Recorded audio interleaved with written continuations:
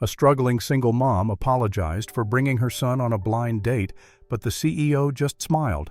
He remarked that the cafe was quiet, one of those upscale spots tucked inside a glass building where golden light softly embraced each table and smooth jazz filled the space. On any other night it might have felt serene, but Ava Monroe's heart was pounding. She stepped in, holding her 5-year-old son Liam by the hand. Her white dress shifted gently with the breeze, elegant yet modest. Her blonde hair was pinned back, though a few strands clung to her cheeks. She looked lovely but tired, not from lack of rest, but from the weight of too many long days. Her eyes scanned the room until they landed on him, Julian Cross. He looked exactly like the photo her friend had shown her, a sharp jawline, a perfectly tailored suit, and eyes the color of stormy skies. He sat straight, one hand resting on the table, composed yet distant. Ava hesitated, then led Liam closer. "I'm so sorry," she began softly. "I couldn't find anyone to watch him. I totally understand if—" Before she could finish, Liam tilted his head, studying Julian. "You look like the man from the park," he said plainly. "Are you still sad?" Julian froze. The voice, the tone, it was the same. 2 years ago, on a rainy night on a park bench with a bottle in his hand, a tiny boy with big eyes had offered him a tissue saying, "It's okay to cry. My mom says hearts just need hugs sometimes." Julian had never forgotten that moment. He never could. That voice had anchored him. Now that same voice stood living and breathing, looking up at him with quiet concern. Julian blinked his throat tight. Then slowly he smiled. "Don't apologize," he said, his eyes still on Liam. "I think I owe your son more than you know." Ava paused, confused. "Oh, what?" Julian shook his head gently. "Please have a seat." Still unsure, she helped Liam into the smaller chair and sat across from Julian. Liam pulled out a small pack of crayons and started coloring on the kid's menu as if this were any normal evening. Julian watched him for a long moment, something unreadable in his expression. "Oh, he's sweet," he murmured. Ava smiled. "He's my whole world." They sat quietly, the sounds of clinking cups and soft conversation surrounding them. Ava stirred her tea, uncertain how to start. She hadn't been on a date if this even counted in years. Julian leaned in slightly. "Has he always been this kind?" She glanced up. "What do you mean?" He nodded toward Liam, who was now helping the waitress pick up a spoon someone had dropped. "This gentle, this aware." Ava followed his gaze. "Yes, always. Even when he was little, he'd cry if another baby cried. He just feels things." Julian nodded, a small smile forming, but his eyes didn't match the smile. They held something else, a reverence, a quiet knowing. Ava shifted in her seat. "I hope he's not too much. I didn't want to cancel last minute, but—" Julian looked back at her. "He's not too much, and neither are you." Ava blinked. It had been so long since someone had said that. She reached for her tea, her hands slightly trembling. Julian noticed but said nothing. "Look," Liam chirped, holding up his drawing. "It's us, Mommy. Me and you." Julian looked at the picture, 3 stick figures under a sun. One had long yellow hair, one wore a tie, and the smallest held a balloon. A quiet warmth stirred in his chest. Ava chuckled nervously. "He includes everyone." Julian smiled. "I'm honored." For the first time that evening, the silence between them felt calm, not strained, not strange, just safe. Ava leaned back, her fingers around the warm cup. Liam rested against her shoulder. Across the table, Julian watched, feeling something shift inside him. Sometimes a 5-year-old saves your life, and sometimes the universe sends him back to show you how to live again.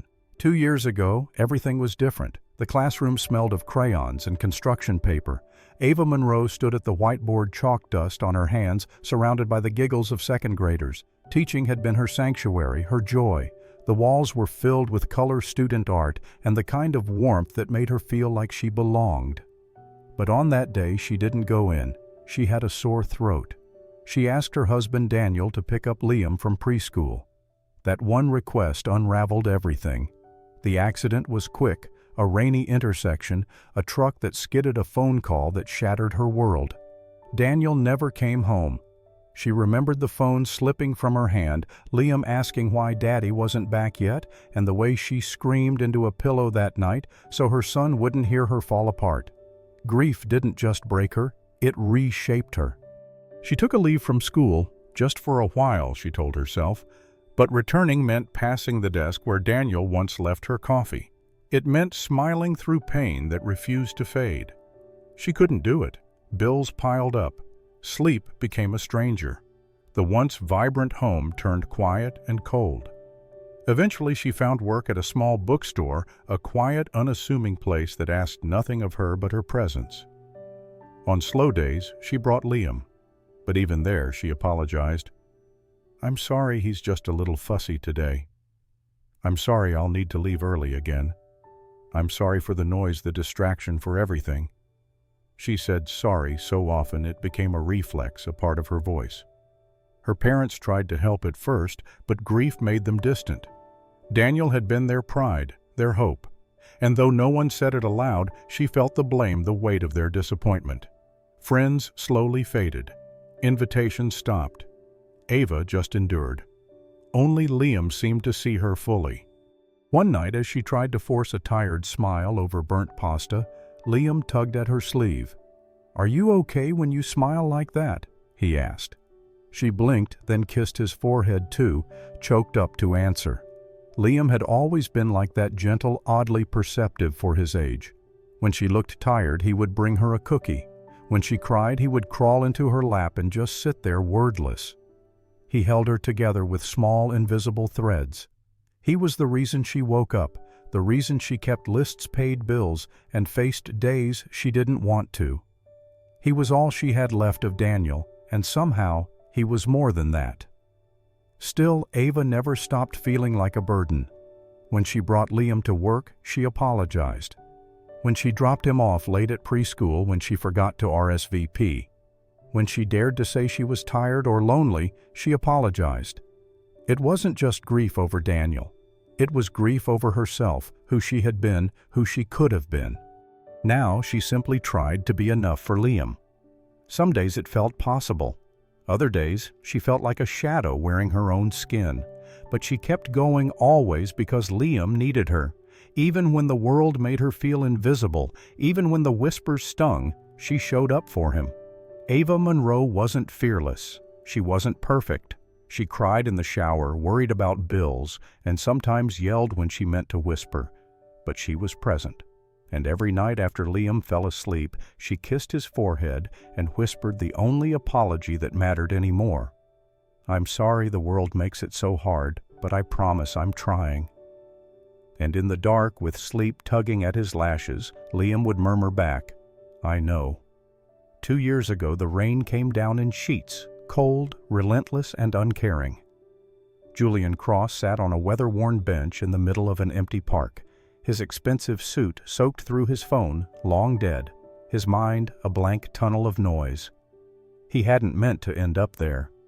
He had driven with no direction, no plan, only a growing ache in his chest that had become too loud to ignore. Hours earlier, he had walked out of a boardroom and into silence. His name was scrubbed off the company he had built with his own hands, betrayed by his co-founder, cut out of his own vision. And as if the universe had decided to make a show of cruelty, she had left too.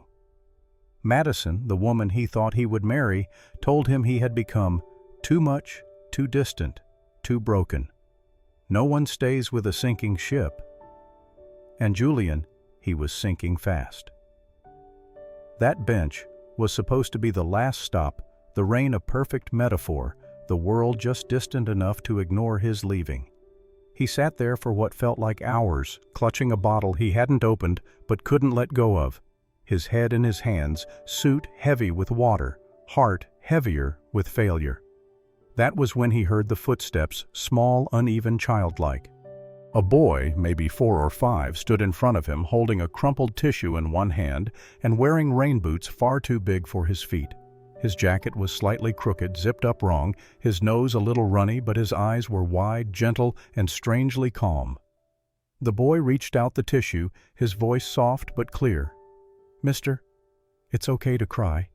My mom says hearts just need hugs sometimes." That one sentence cracked something inside him, something deep, something dark. Julian stared at the boy, stunned water running down his face, some of it rain, some of it not. He didn't know what made the boy stop. He didn't know where the mother was. But in that moment, for the first time in months, he felt seen. Not as a failure, not as a CEO, just as a man whose heart had caved in. He hadn't spoken. He couldn't. But he had taken the tissue with shaking fingers, and the boy had simply smiled, then turned and skipped away toward a woman waiting under a distant tree. Her face had been hidden by a large umbrella, her hand reaching out for the boy. Julian never forgot that night. He never forgot the boy's voice, that kindness, that absurd, innocent truth. Hearts just need hugs sometimes. He didn't end his life. Instead, he went home. He opened a notebook, and for the first time in weeks, he wrote down an idea about emotional resilience, about AI that could understand human empathy, not just read patterns, but feel intention. It was the start of something new, something slow, quiet, and deeply personal. He had always wondered about that boy, and now, sitting across from Ava Monroe in that quiet cafe, Julian watched as her son colored dinosaurs with half-broken crayons. His small mouth moved as he whispered stories to himself. Then, like a bell tolling from another lifetime, he tilted his head, looked at Julian, and said, "You look like the man from the park. Are you still sad?" Julian's heart stopped. The voice, the eyes, the gentle knowing in such a small face, it was him. This was the boy who saved him. His throat tightened. His hands curled into fists beneath the table to keep from trembling. He swallowed, forcing his voice steady, and offered a quiet smile. "Don't apologize," he said to Ava. "I think I owe your son more than you know." He hadn't told her yet. Somehow, the words didn't feel ready. But as Liam continued coloring, humming softly, Julian watched him, this small, unknowingly heroic child, and felt something he hadn't in a very long time, gratitude.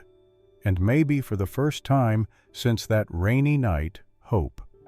The invitation arrived the next morning, in the simplest form, an email with the subject, "Dinner." The body read, "No pressure, just food. Maybe the three of us this time." Ava read it twice before showing it to Liam, who immediately grinned and asked, "Does that mean he liked us?" She smiled and tucked a strand of blonde hair behind her ear. "I think it means he wants to know us better." They met at a quiet family-owned Italian place tucked between two brownstone buildings with warm light spilling onto the sidewalk. Julian was already there, seated at a corner booth, wearing something less corporate this time, just a button-up shirt and a soft navy sweater.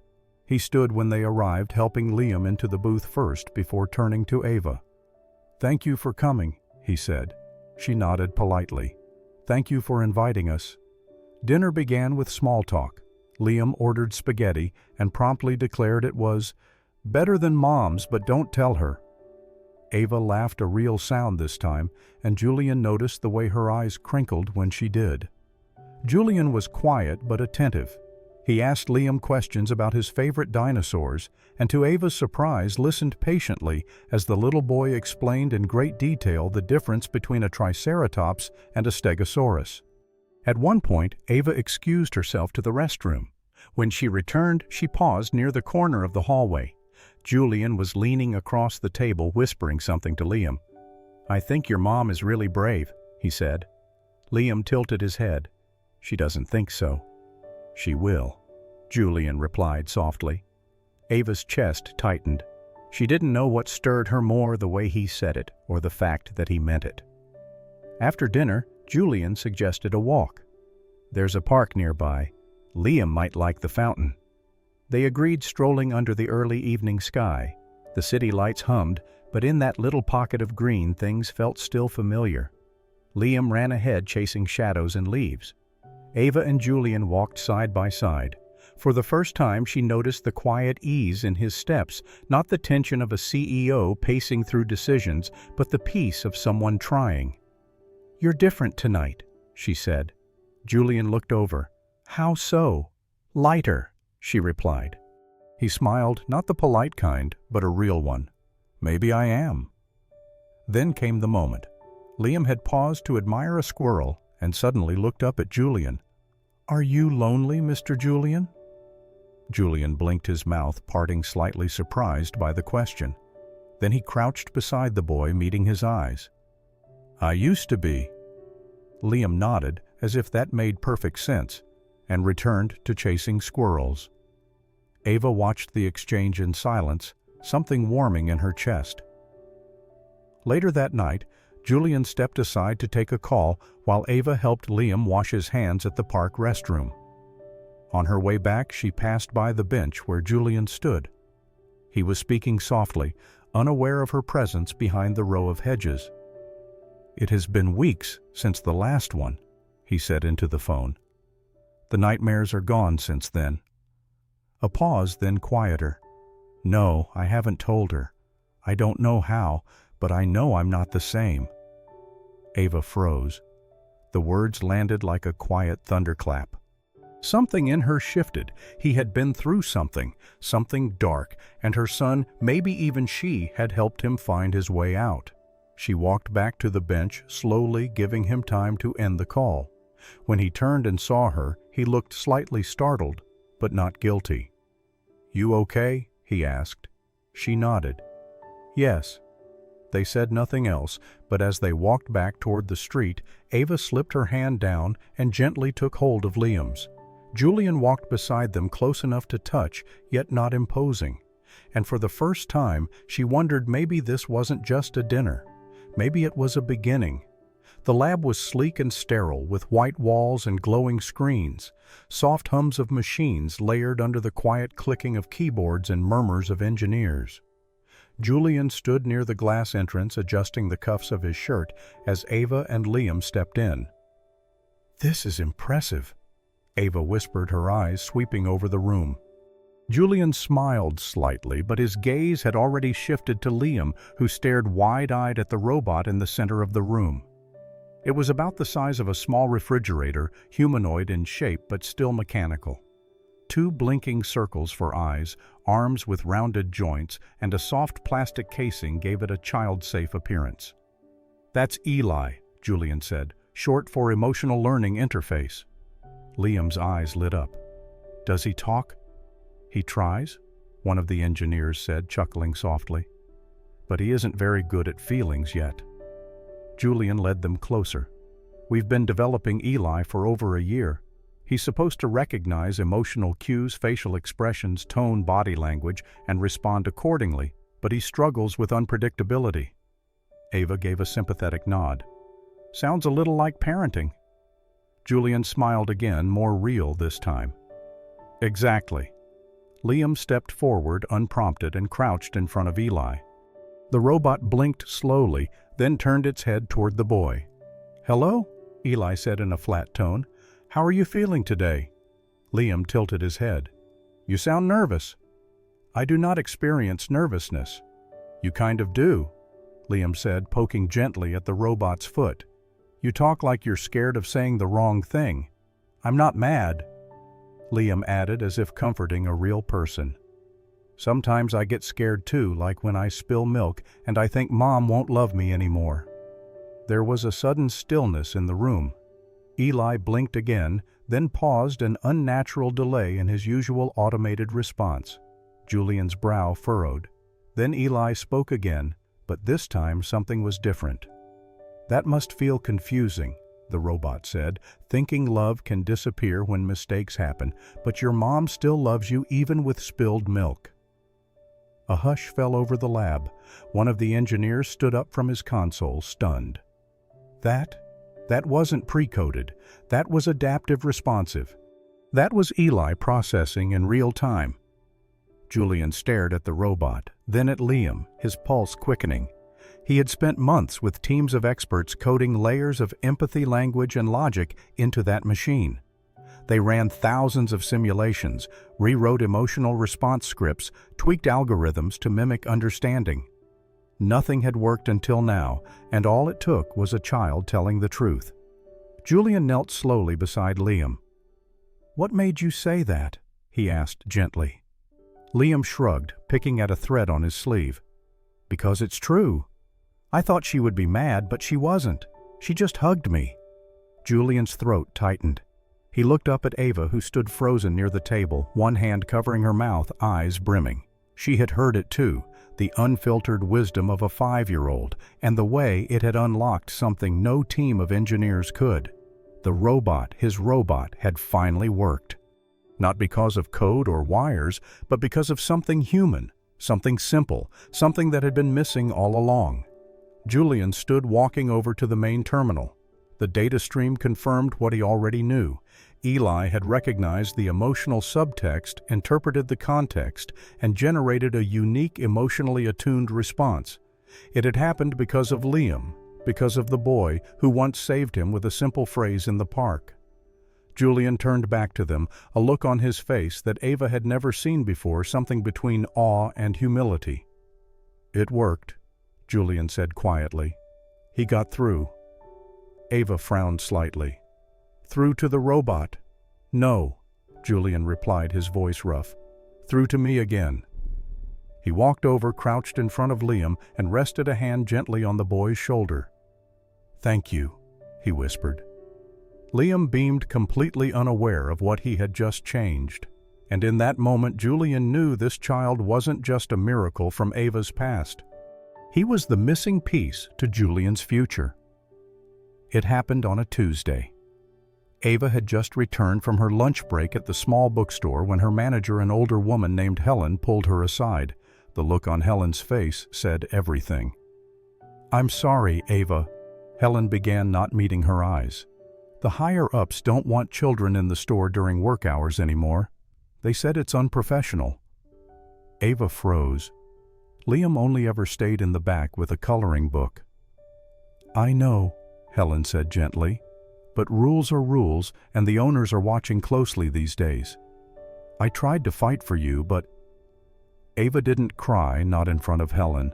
She just nodded, packed up her things, and walked out with Liam's tiny hand clutched tightly in hers. That night, after Liam had fallen asleep, Ava sat at the kitchen table in silence. Bills stacked like guilt in a drawer she hadn't opened in days. She stared at them blankly, unsure what to do next. 2 days later, a letter arrived in her mailbox. It was from a local library. A part-time position had just opened a children's reading assistant. The letter said she came highly recommended. Ava blinked. She hadn't applied. Something in her chest tightened. The next morning, she showed up at the library for the informal interview. The director greeted her warmly, already seeming to know everything about her experience. When Ava asked who had recommended her, the director smiled. "It came through someone named Julian Cross. He said he knew how much the community needed someone like you." The air left her lungs. That night, after Liam had gone to bed, Ava sat on her small sofa in the dark, staring at her phone. Finally, she typed a message, "Meet me tomorrow, just us." Julian arrived at the quiet diner exactly on time. He looked tired in a way she hadn't noticed before. She didn't offer small talk. "I found out about the library," Ava said plainly. Julian paused, then nodded. "I thought you would." She leaned forward, her voice low. "Why didn't you tell me?" He met her eyes steady. "Because I didn't want you to feel like you owed me anything." "That's exactly what it feels like," she said, her voice sharper than she intended. "Like I'm part of some emotional debt repayment plan." Julian's brows knit. "That's not it." "Is this about gratitude?" she asked. "Or guilt?" The question hung between them, heavy and pointed. Julian leaned back slowly, the silence thick. "Maybe both," he admitted. "I do feel grateful for you for Liam, but it isn't guilt, Ava, not pity. I just wanted to help." She stood. "I don't need saving Julian. I needed honesty." He stood too instinctively, as if trying to reach her. But she had already turned. "I can't do this," she said, barely above a whisper. "Not if I'm always going to wonder why." She left and Julian stood in the doorway of the diner as rain began to fall outside, soft at first, then stronger, soaking through his shirt. He made no move to run. For the first time in a long time, he felt helpless, not because he had no power, but because power couldn't fix this. That night, Ava returned home, soaked from the walk. She wrapped Liam in blankets and tucked him in her heart, aching, her mind spinning. The next morning, she opened her front door and nearly stepped on a paper bag sitting quietly on her doormat. Inside was a book. Teaching with Heart Lessons from a Classroom Soul. It was one of her favorites, an out-of-print copy she had lent to a student years ago and never saw again. Inside on the title page was a note written in Julian's clean handwriting. "I didn't try to fix your life. I just wanted to thank the woman who taught her son how to save others." Ava stared at the words until her vision blurred. It wasn't an apology. It wasn't an explanation. It was love, quiet, unspoken, but real. And though she wouldn't text him back that day or the next, a part of her heart whispered what her pride couldn't yet say: "He sees me." And that scared her more than anything else. A few weeks had passed since the hospital. Liam had bounced back quickly, as kids always did, but between Ava and Julian, things were quiet, not cold, just careful. They exchanged a few texts, brief, polite, a thank you here, a hope you're well, there, but nothing real, nothing that said what they were truly feeling. Then one rainy afternoon, Ava found Liam sitting cross-legged on the living room floor, crayons scattered everywhere. "What are you drawing, sweetheart?" she asked. Liam turned the page toward her, a drawing of 3 figures holding hands in a park, one with long yellow hair, one with a tie, and one small holding a red balloon. "That's you," Liam said, pointing to the woman. "That's me, and that's Mr. Julian." Ava blinked. "Mr. Julian?" Liam nodded as if it were obvious. "He belongs." That night, after Liam went to bed, Ava sat at the table staring at the drawing, her eyes misty. The next morning, Julian appeared at her door. No flowers, no rehearsed speech, just a quiet smile. "Come with me," he said. They drove in silence. Liam hummed in the back seat. Julian parked near a quiet trail lined with golden leaves. Ava recognized it immediately. "This park," she whispered. He nodded. "I didn't bring you here by accident." They followed the path until Julian stopped beside a bench beneath a tall oak tree. "I never told you the full story," he began. 2 years ago, I lost everything. I came here that night to end it."